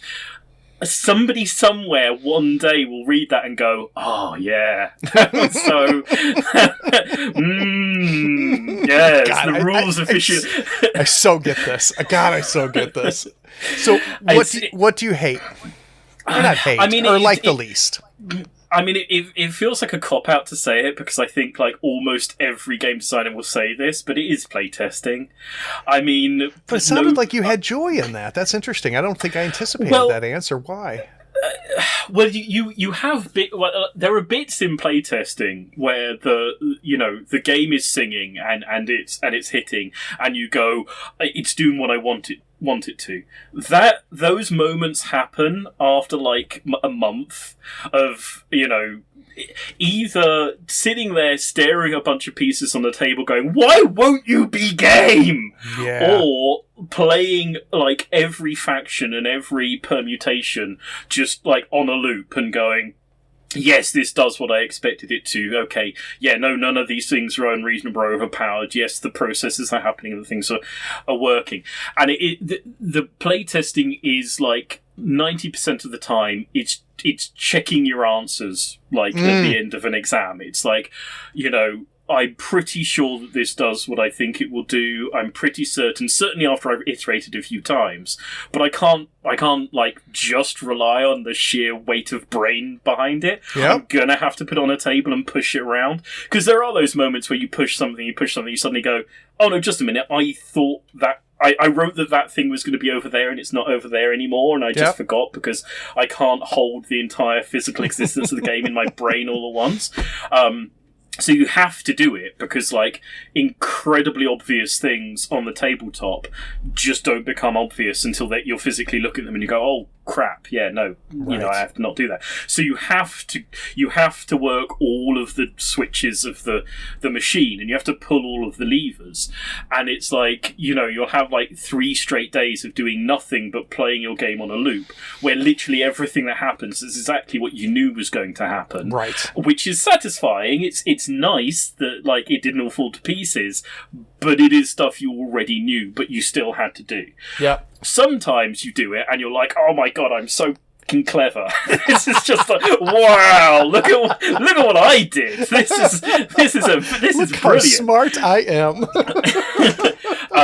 But by and large, playtesting is the grind. I think when they were working on Pandemic Legacy, Matt Lecoq said to I can't remember the name of the other guy who did Pandemic Legacy, but he apparently said, okay, I think we're about 90% done, and the other guy said, yep, there's just the next 90% to do, and that's in reference to the fact that last 10% is pretty much just running the game until your eyes bleed, just to make sure all the bits are in there. So it's like, yeah, that's the thing that I most procrastinate over, that I most go like, am I certain I've done all of the writing and the rules building I need to before I need to go to the playtesting table? Because at the absolute best, what the playtesting table is going to tell you is that you have to go and do some more difficult work. Like, that's the greatest achievement is you finding out that you were an idiot, right. That nothing you said was right, nothing works, and you've got to go back there and retool everything. So it is this thing that is like 90% grind, 10% going, oh crap, I've got to rewrite about 30 pages of stuff. So yeah, that's the thing that I look forward to and enjoy least, really. Right. And the other thing about it is that by the end of playtesting, however much you loved your game at the start, you're gonna hate you're gonna hate the thing. It's like having your favorite meal in the world constantly for a solid 48 hours. You'd never want to see it again after that. And it's like with Mike. I think it was only like a couple of years ago. It was like maybe 2 years ago, we're at a convention, and he said, that's the first time I've enjoyed playing Gaslands since we released it. Isn't that something? And it was just because you end up poisoning so much of the game for yourself through that process. But eventually you come back round to it, hopefully. So, guys, everybody knows the routine. Scroll down, look at the show notes. There's a link for you guys to back Borders and Black Flags. We're going to take one more break. When we get back from this break, we're going to stop talking about the shit Glenn makes, and we're going to talk about the shit that Glenn consumes. He's going to give us one thing worth sharing. We'll be right back.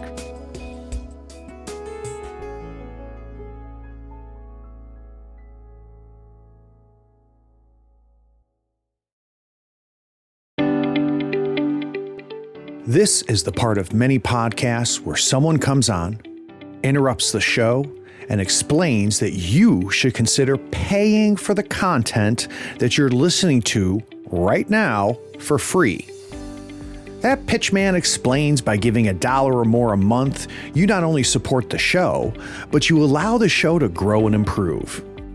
Here on the third floor, we refuse to interrupt your episode of Tabletop Talk with such time-wasting pleas. We pledge never to run a spot asking you to go to patreon.com and give $1 or more a month, because supporting content creators keeps the content coming, even if there is a link in the show's description. And there is.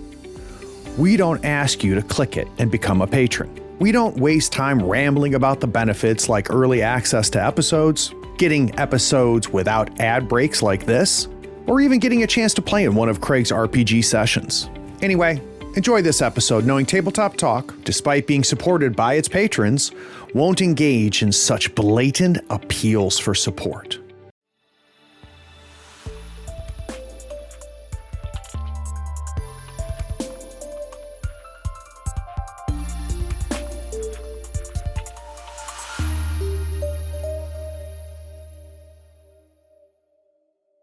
So it's very interesting to me, Glenn, to really learn about your arc here, right? We started from the very beginning. We find out what your design life cycle looks like, how you solve problems, how you make creative decisions, where things come from. But there are times when you're not making things. And I always find it fascinating, like, what do you dig? So is there something recently, a book, a video game, another mini game, an RPG, or something that just tickled you and just like, it's something that you want other people to know about? So the thing I'm playing at the moment that I'm really obsessing over a lot of the ideas in it, it's a video game called Viewfinder. Ooh. And it it's very similar to another game that I feel similarly about, which is a game called Superliminal. And like, I know Mike's played Superliminal, and I sort of want him to play Viewfinder. So what Viewfinder is it's a game where you have like photographs, and when you hold them up in front of yourself and like establish them, the thing that is in the photograph like becomes a reality, and you can like walk into it. Cool. And it's a sort of a puzzle game, and so you are blocked by a wall, so you hold up a photograph of an arch, so that you can walk through the wall, the sort of the simplest level, and then eventually you get a Polaroid camera. And you start taking photographs of the environment around you, so that you can then like manipulate it by moving the photographs around, so you can build out puzzles. And then it starts messing with the rules of the photographs and the world as you go on. So like certain photographs bleed out in weird ways, or you come across like paintings and you can use the paintings to make them into a reality. And it's sort of similar with the sorts of concepts that, let's say, Superliminal, which is another great game, plays with. So in Superliminal, basically you pick up an object, say it's like a Coke can, and then you hold it up to your face and drop it, and because it was very close to your face when you dropped it, it becomes enormous when it hits the ground. Interesting. And then you can like change the shape and sizes of various objects by where you drop them in your field of vision, so you can then like build steps out of like a set of cans that come out of a Coke machine to climb up a large wall, or you can like pick up a room and shrink it, or blow it up and go into a doll's house and all this sort of stuff. And the fact those games play with viewpoint and perspective and like the way you view the world is. For a while, I've been kicking around this idea for a game that Mike refers to as the camera's viewpoint game. Because for me, one of the things about miniatures games, which they all sort of kind of pull in at some point, is checking line of sight. Yes, you have to get down, and the reality of the miniatures Love and it so the much. terrain sort of form into a thing and a reality. Yep. And I keep looking at that moment and being like, well, if I have to get down to a miniature's eye viewpoint, and the table forms into what is essentially like a flat 2D image for that character from their specific perspective, can I play with that? Can I do a thing where somebody has to get from A to B, and if I stand a miniature that's like doing this holding their arms up in a slope, can I make that miniature into a slope the other guy can run up if I view it from a particular perspective? Interesting. And so it's like a while ago, me and Mike did a challenge to each other, which was to write a game based on a book. And the book that Mike picked for me was Fear and Loathing in Las Vegas. Oh, Jesus. And I wrote this thing where you're a gonzo reporter wandering around the tabletop on drugs, and at various points you have to go down and you have to say what the reporter can see from his perspective. Yep.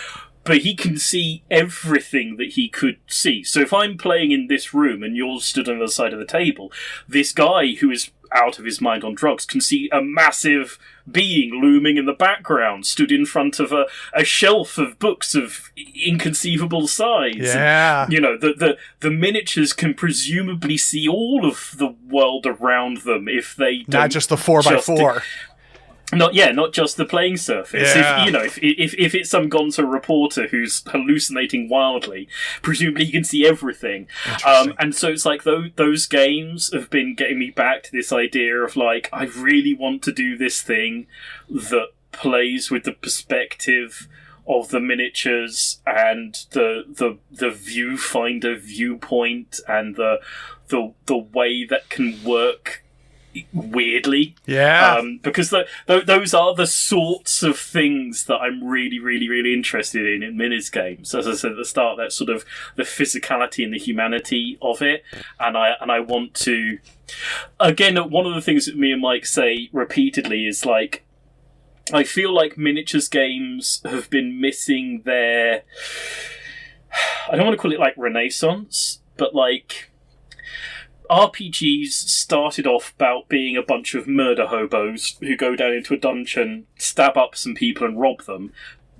Now they're about forbidden relationships that society will look down upon unless you can build up your connection before revealing it to your family. Yeah. Board games began as Snakes and Ladders, and now I've got a board game where I can play a nurse on a terminal care ward, trying to get a dying man to tell the story of his life. Yeah. Miniatures games began being about a bunch of people kicking each other in the shins, continued being about a bunch of people kicking each other in the shins, and now I've risen to the point of being about a bunch of people kicking each other right in the shins. So true. And I really think that they can tell other stories and do other things. I think there's so much potential that we haven't mined in them yet. Interesting. And it's very much like trying to forge that path without making something that literally nobody wants. This is different. No one's gonna like it, but it's different. And it's like it's where you can push the envelope and what you can get people to do, and who you can find to come on the ride with you. Because there are people who want those things, and you don't need a lot of them, but you do need a few, and you need to find your tribe. But yeah, that's the thing that's under my skin at the moment. That's coming back again and again. So very quickly, my one thing to share is last night I went and saw the new Fantastic Four movie. Those that know me know that I'm a huge comic book fan. I have said several times, I think on the podcast even, that had you told 12-year-old Craig that we would be living through what we're living through with comic books owning the cinema the way they are now, I never would have believed you. Like the idea that there's going to be a Doctor Strange movie, I would have laughed in your face, right? Or that the cornerstone of the cinematic universe was going to be Iron Man of all things, right?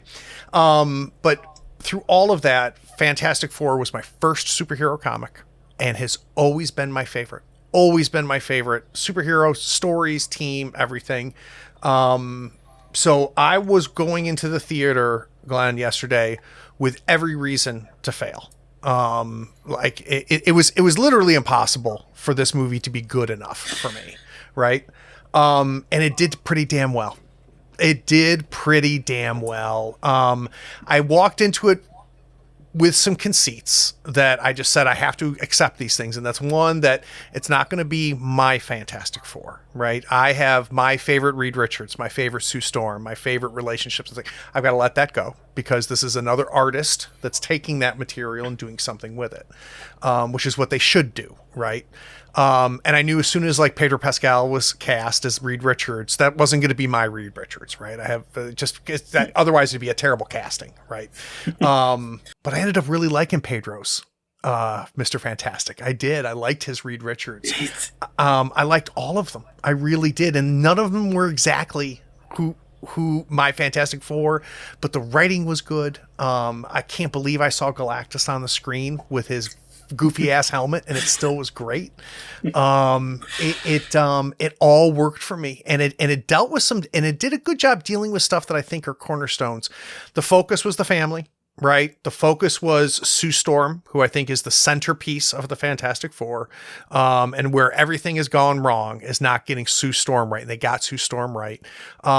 They touched on the problems of Reed Richards and how he is incredibly imperfect in his perfection, and how he can be a kind of a bad dude, that you still love, but you also sympathize with the rest of the team going, he's kind of a shithead, right? And they did a good job. And that's not easy to do when you have Pedro Pascal being Mr. Fantastic, right? Because it's hard to not like that person, right? He has an inherently likable quality. He really does. Actor, he really does. Yeah. And that was good. And they touched on Franklin, which is a tough subject in comic books, let alone to kind of handle that in the movie right out of the gate. All said and done, thoroughly enjoyed the movie, and they pulled it off. And in the same way they did it with Captain America, I didn't think you could pull that off and not make it cheesy and laughable. They did it with Captain America. That first Captain America movie was just brilliant. They did it with the first Thor movie too. I did not think you could take Thor and make it an enjoyable movie experience, and they did it with Thor, and I think they did it again with Fantastic Four. Yeah, I'm having the very mixed because it's like as a geek adjacent nerd person, I'm aware of DC and Marvel and have been my whole life, but I'm just looking over my shoulder because I can't see which one it is, but yeah, there. It's 2000 AD was as a British comic book fan, was the thing that I grew up with and have like the real affection and love for. And of course, they've just announced another Judge Dredd movie. I didn't realize that. Taika Waititi, who directed Thor: Love and Thunder, is going to be doing the new Judge Dredd movie, and it's one of those ones that you know. Again, it's like you say, it's not going to be your version of the character, and it's something that you have far too many like feelings about for it to be perfect. But you want it so badly, and you just want it to be good enough. Good enough. Do. And so I'm going through that thing of like, it's gonna be awful. I'm gonna hate it. What does he have to get right though for you? Right. So I just talked about like the things that I needed Fantastic Four to get a couple things right, and it did. Right. For you, Judge Dredd, what can't you fuck up? I mean, there's the obvious things, like you can't take off the helmet, which they at least got with the Carl Urban version. For me, the thing about Judge Dredd is the actual level of dystopia that Judge Dredd is. There's a great run of the comic book where there's a rising democracy movement, rioting and fighting and etc., etc. And they want a referendum on whether the megacity will return to democracy rather than the fascism which it is currently under. And all the other judges are against it, and they want to crush the uprising, etc., etc. And Dredd wants them to have the referendum. And they have the referendum, and the democracy movement loses. And the leader of the democracy movement is accusing Dredd and being like, you fixed it. You must have fixed it. This is impossible. The people couldn't really want this. And Dredd looks at them and he says, I didn't need to fix it. People want a boot on their throat. That is what people want more than anything. They just want to know what they have to do, and they want me to tell it to them. You want this, they want this, and the democracy leader just crumbles and it's like, yeah. Oh God! And it's that is the true level of like dystopia of Judge Dredd. Not that Judge Dredd is the like authoritarian arm of a fascist state, but he is the authoritarian arm of a fascist state that is needed and wanted by the world in which it exists. And like to go to that level of the darkness and the depth and the philosophy of that world and those comic books is the thing that I don't expect them to go all the way on it, but to like have that understanding that Dredd is in every understandable and appreciable way a bad guy, but a genuinely necessary evil. He is a necessary evil, and that is what makes him the hero of the world that he's in. And I'll be curious to see, like, I want to know what like bad guy they're going to go with, and like which story arc they're going to choose, because I assume it's going to be like one of 3 or 4 storylines it's likely to be, and then it's how they're going to handle it and how they're going to do it and which the story beats they're going to do. So I don't know. It will be an interesting time seeing the parts come out and having hopes and dreams and desires for it. Tiki's an interesting choice. That is not who I would have picked. I mean, and that would worry me as a Dredd fan. That doesn't mean he's not capable of it, but I mean, it's difficult because he has a certain way of doing things, and there's like Jojo Rabbit. I don't know if you've seen that. I have. That is a film that has unbelievable darkness in it. Yeah, it's a good point.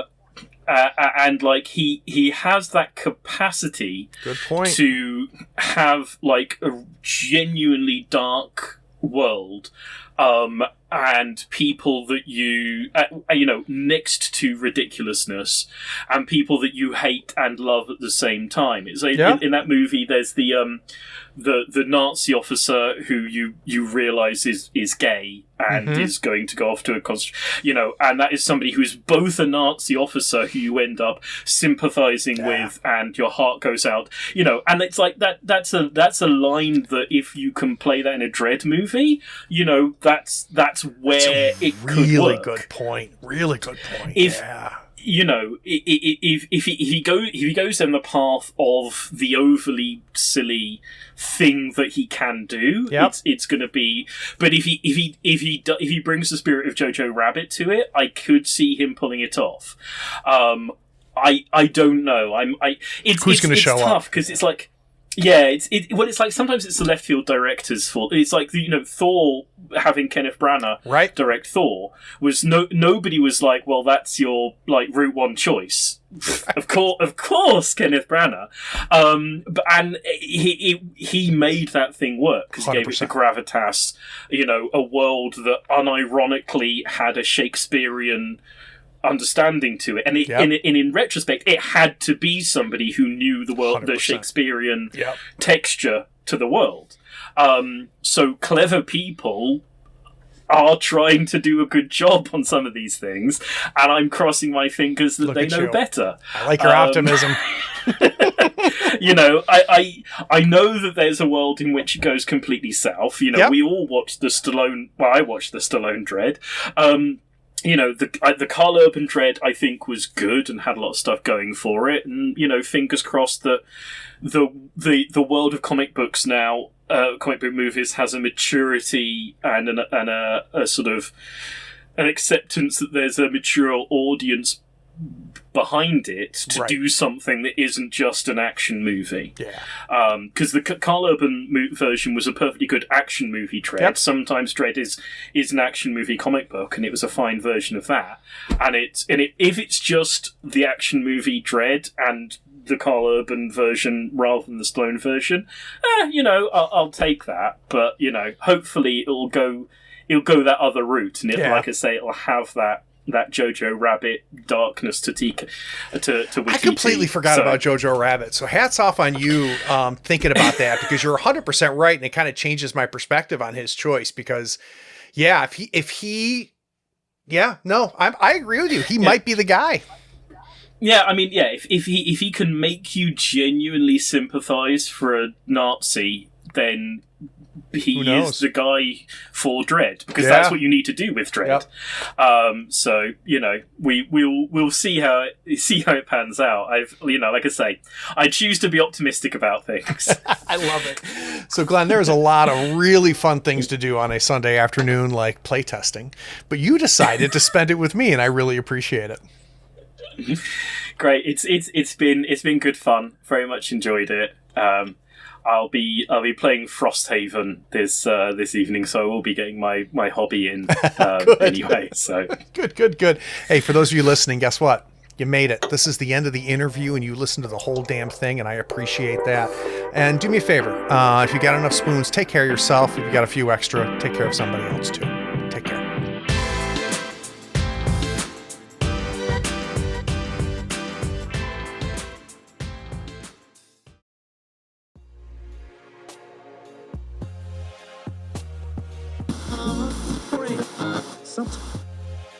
Oh, that's fun. That's some clever shit, dude. That was cool. That's some clever shit. I think like the inspiration, I think, for most good games is usually a mechanic that just like gets hooked in you, and you're like, I can't not find a way to make this work. And hopefully that continues to be the hook that keeps pulling all the bits together.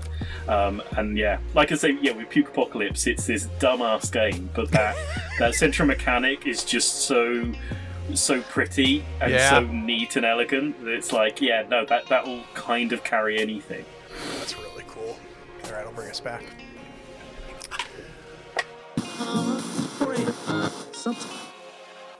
Right. You sold the shit out of that game, my friend. Well done. Okay, thank you. Well done. All right. So we'll start off just one thing you're digging right now.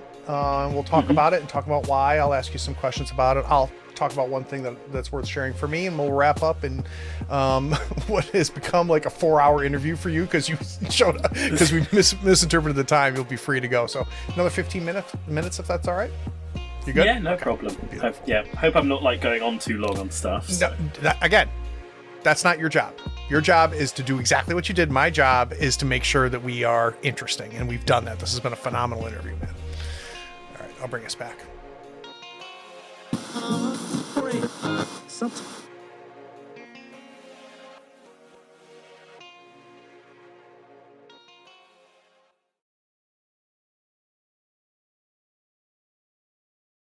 Hey, are you still here? Look, the podcast is over. And you sat through all of the breaks and bloopers? Well, I mean, if you're here, you might as well run over to patreon.com and become a supporter. Don't forget to rate and review this podcast too while you're at it, on whatever platform you're listening to. I do appreciate you sticking around. Take care.